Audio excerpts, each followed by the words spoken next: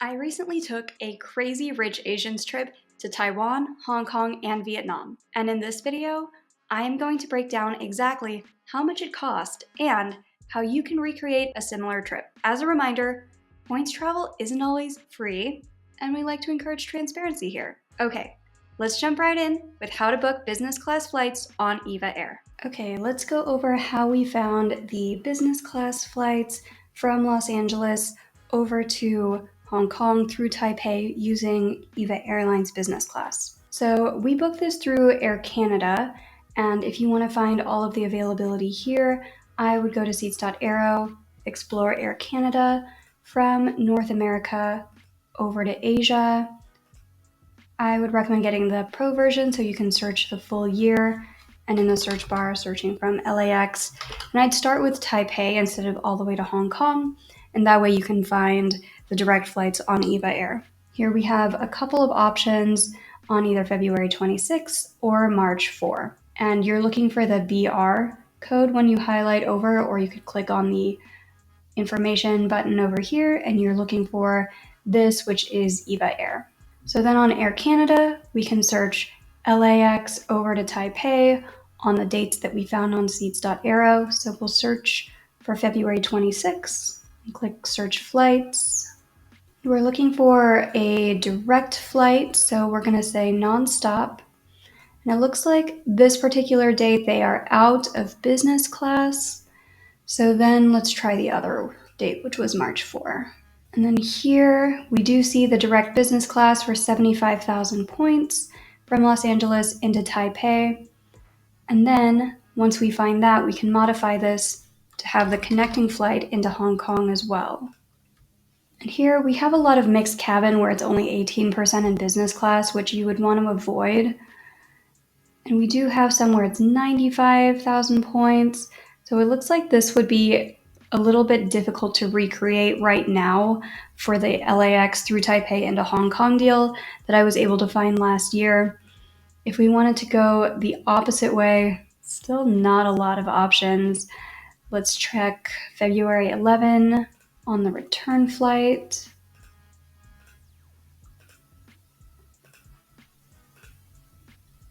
And it looks like it is a lot more because Air Canada is a distance-based airline, and this one's routing the long way around the world through Istanbul, so it's going to cost a few more points. If you are running into the same issue where you're not able to find these EVA Air business class flights on Air Canada, here's what you can do instead. If you have either Capital One or City points, you could redeem them directly with EVA Air, which is going to have a lot more availability on its own flights. So once you make an account with EVA Air, which is free to do to make a frequent flyer account, you're going to hover over Infinity Mileage Lands, and then you are going to click on Mileage Redemption. That will take you to this page where you can then click on Award Ticket. From here, scroll down and click Login. And it's a lot of buttons to click through, but eventually you will reach this page, the Award Ticket Select Itinerary. I recommend searching one way at a time. So let's search from LAX into Hong Kong in business class, and let's try to do this pretty far out on the calendar so that there is a better chance of finding some award space.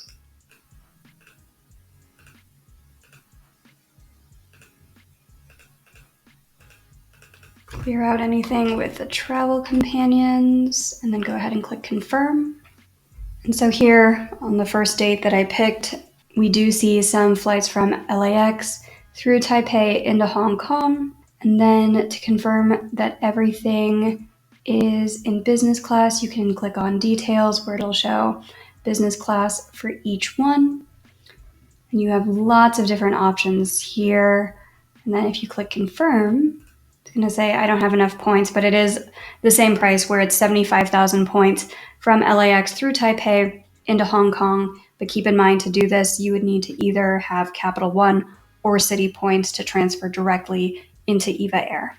Next up, let's talk about how we booked hotels during our one-night stays at layover airports like Los Angeles and Taipei. These types of one-night stays are where I love using up the different free night certificates and annual credits that come with some credit cards.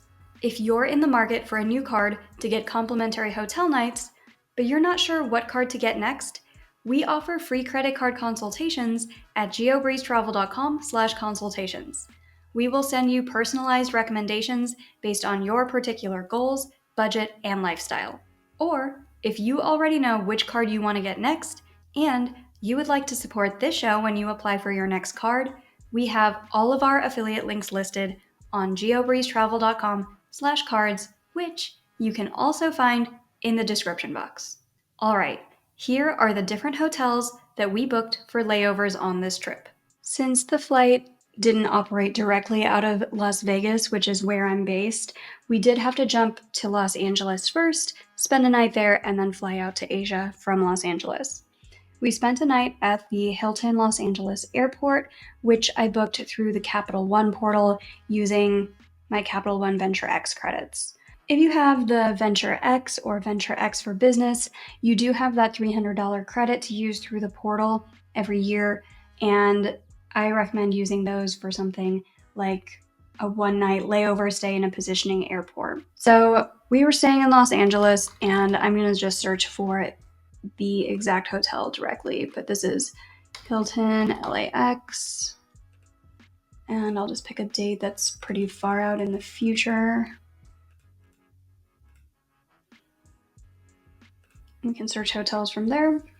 So this is $185 per night, so even if you had to stay a couple nights, the $300 credit should more than cover this. It is not part of the Premier collection or anything like that. It's just a way to use up some of those credits because I had used up most of my $300 credit in 2023, but had a little bit left over and just wanted to use up the rest of that credit before 2023 ended, so I went ahead and prepaid for this hotel. Are you enjoying these types of videos where we do a full cost breakdown of what it costs to take these types of trips? If yes, please let me know. Click that like button, leave a comment, and subscribe to the channel for even more points and miles tips every week. Next up is a tutorial for how we booked our flights between Hong Kong and Vietnam on Cathay Pacific, which also got us access to the nicest lounge ever in Hong Kong Airport. Here's the play. For the flight from Hong Kong over to Vietnam, we are flying Cathay Pacific business class. And this is an airline that I've really been interested in flying, not just because of the hard product on the plane, but also because the lounges in the airport are rumored to be some of the nicest lounges in the world. So I'm very excited about that. What you'll want to do if you want to book a flight like this on points is to go to book a trip and then click on redeem flights. Then from here, you'll search from Hong Kong over to Hanoi. If you are searching for Cathay Pacific between Hong Kong and the United States or Canada, it has been notoriously difficult lately to find award space. Sometimes they will release a lot of seats at the same time, but within Asia, it is so much easier to find award space. So we're going to do one-way, business class, and then pick a date further out in the future. It is nice that they will also mark what dates have high seat availability so you can see further in. There are a lot of dates with good seat availability, but even if we pick something that's further out, I think we're going to have pretty good luck since it is a regional flight. And so here we do see that it is 16,000 points in business class for this 2-hour flight. This is something where I would be okay just flying economy normally, but I just wanted access to the business class lounges in the Hong Kong airport. And I wouldn't want to do something like this where you're paying 63,000 points to go all the way up to Japan, all the way back down to Vietnam. But this is a pretty good flight for 2 hours. And based on the 10K rule, I would be willing to pay up to 20,000 points for a 2-hour business class flight. So 16,000 is fine because it's below that threshold and there is plenty of availability for the intra-Asia flights. We can also click on more flight details to see what kind of plane we're getting. This is the Airbus A321neo, which if you're like, what does that even mean? You can Google Cathay Pacific and here's the A330, or we can say A321neo business class, where it would look something like this in the 2-2 configuration.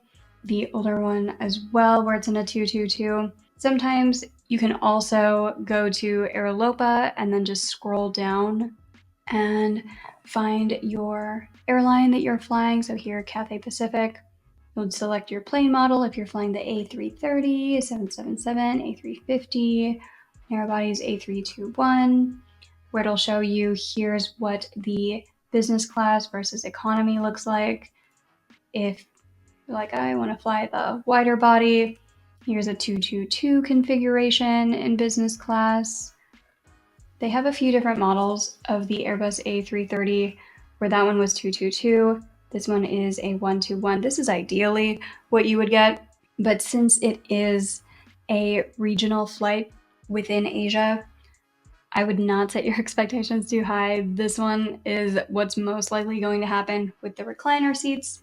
And when I booked this also, this is the plane model that my husband and I got, but we were able to just choose 2 seats next to each other on a 222 configuration because we are on the A330 instead of the A321neo, but they do have 2 different planes that they use for this particular route.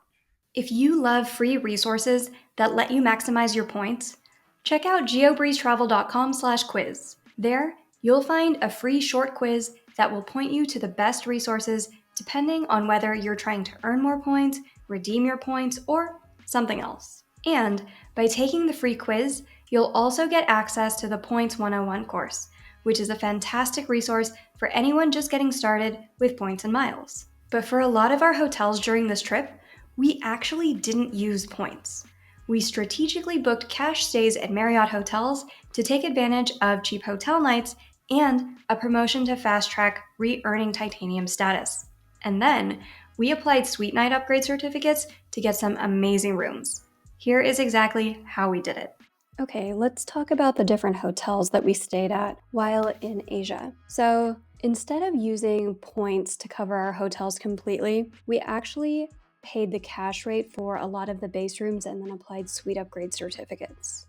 And that's because currently there is this Marriott 2-for-1 promo where from February through end of April, for every night that you stay with Marriott, it counts as 2 elite nights. So this is how I'm going to fast track my titanium status. And this only works on paid stays. So if you read all of this fine print, it only counts towards paid stays, not point stays, not points plus cash stays.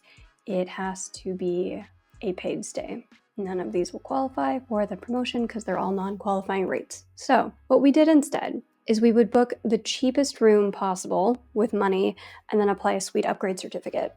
And you get the suite upgrade certificates once you've reached 50 elite nights, so platinum status, and then another 5 credits once you reach titanium status, which is 75 nights in a year. And I definitely do not actually stay 75 nights in a year. I stay less than half of that between having credits covered through credit cards like the Marriott Bonvoy Brilliant or the Marriott Bonvoy Business Cards, and taking advantage of promotions like this one, where every night I stay counts as 2 nights. So the first Marriott hotel that we stayed at during this trip was the Renaissance Hong Kong Harbor View Hotel, where I think I paid less than this. I think it was $250, $275 for the Queen Bed Garden View guest room.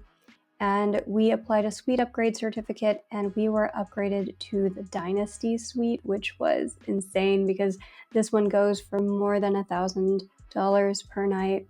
We had a fantastic view of Hong Kong, and this also included access to the executive lounge. We got free breakfast covered for me and my husband. So this was a solid use of the suite upgrade certificate, and also the bathroom is huge for this suite.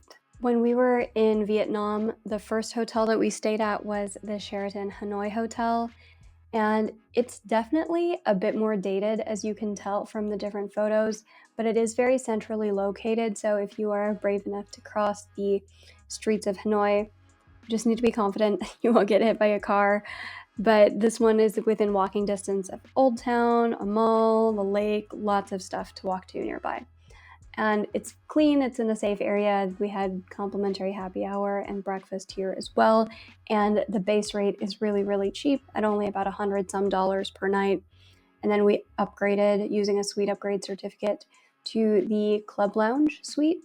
And actually with this one, I tried to apply a suite upgrade certificate, but then they declined it, but we were upgraded anyway. So we didn't even need to use up a suite upgrade certificate for this one. We actually stayed in 2 different hotels in Hanoi. The first 2 days we spent at that Sheraton, and then the second 2 days we spent at the JW Marriott Hotel Hanoi. If you are more so prioritizing the location of the hotel and the nearby attractions, walkability, I would say go for the Sheraton. If you more so want to prioritize the hotel itself, where it's a nicer property, even if it's surrounded by highways on 3 sides and you can't really walk anywhere, if you want to prioritize having a nicer hotel, I would go for the JW Marriott. Once again, we paid $250 or something for the cheapest room at the base rate, and then applied a couple suite upgrade certificates, and we were upgraded to the 1 king bed Lakeview executive lounge access balcony, 1 bedroom suite, which was beautiful and had a very, very nice view of Hanoi. And we got all sorts of welcome gifts at this hotel too. They gave us these chocolates that they make in-house. There were some fresh, juicy mangoes, and they were excellent mangoes. We had access to complimentary breakfast where they had a pastry called the Queen Amman, also known as a croffin, and it was the best thing in that breakfast buffet, and they had a very good extensive breakfast buffet as well. If you are staying at this hotel and you have the opportunity to get upgraded to the Grand Suite, I would say go for that one. It is a bit bigger. It's a little bit nicer of a suite as well. I don't think they'll usually let you upgrade to something like this Chairman Suite, which goes for more than $5,000 per night, or this Presidential Suite, which is more than $6,000 US per night, which is absolutely insane. I don't think they'll let you do this with a suite upgrade certificate, but you can get the Grand Suite or the Executive Suite. This one just happened to be sold out the nights that I was there. But solid choice of a hotel. Highly recommend this one too. You won't be able to walk to as many places, but you will just be able to take a $2 Grab rideshare to downtown, or they have a free shuttle service as well that'll take you to a few different areas. And then on our way back to the United States from Vietnam, we had a 1-day layover in Taiwan once again. For this one, we just stayed near an airport hotel. This is the Sheraton Taoyuan Hotel, and it is very, very affordable. And I like the vibes of this. It's nice, clean, minimalist, and once again, free cocktail hour, free breakfast. They have a shuttle that's free that runs back and forth between the airport and the hotel, but it does have limited availability. There were only about 3 times during the morning that it was available. So we just ended up taking a $25 Uber to the airport, but we did take the shuttle on the way to the hotel. So we just paid the base room for this one, $120 or so.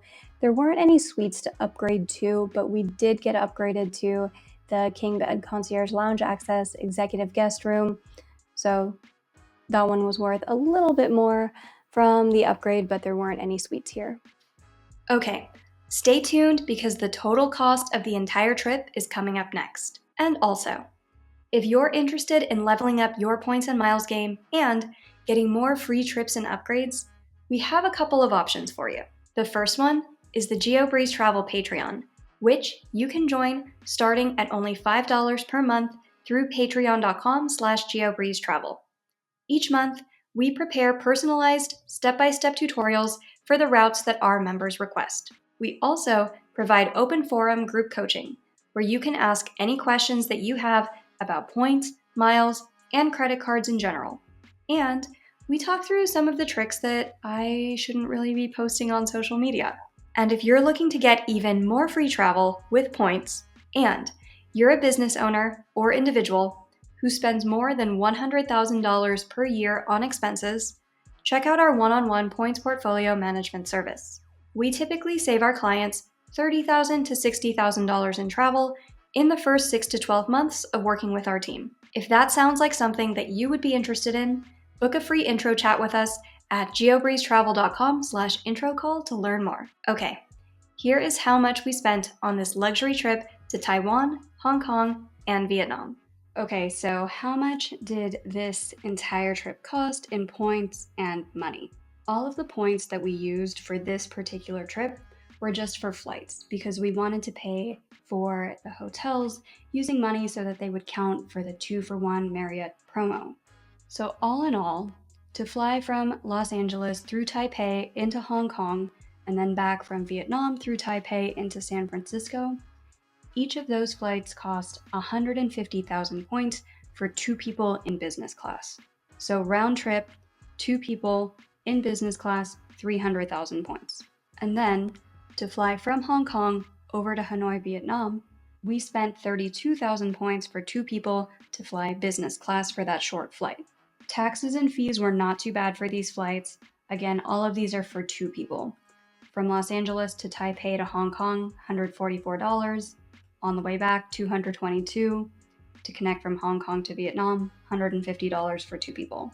A lot of our expenses really came down to hotels, such as the Shangri-La Far Eastern, where we wanted to use our Amex Fine Hotels and Resorts credit, the Hilton Los Angeles Airport, where we wanted to use the rest of my Capital One Venture X credit from last year, and a lot of Marriott hotels in order to renew my Marriott status. So for example, that Renaissance Hong Kong hotel, we paid $542 to stay 2 nights, but we did get upgraded to a suite that would normally cost more than $1,000 per night.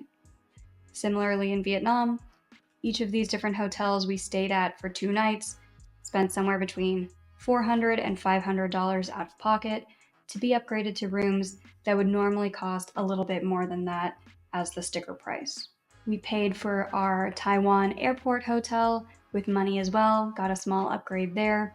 And then for our positioning flight hotel on the way home with San Francisco, what actually happened there was I messed up the time zones. I thought we were going to land at 6 p.m. We actually landed at 6 a.m.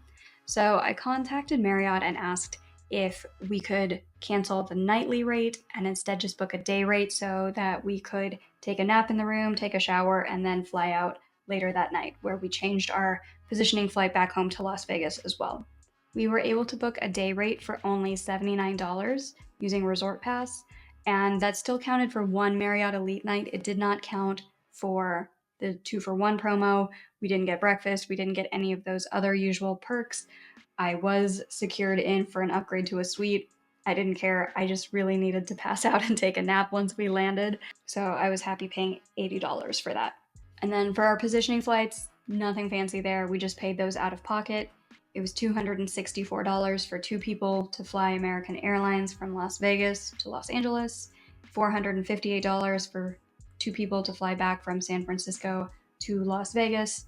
So all in all, the total sticker price for this would have been about $19,000. We paid about $3,000 out of pocket, and most of that was the different hotel rooms so that we could renew status.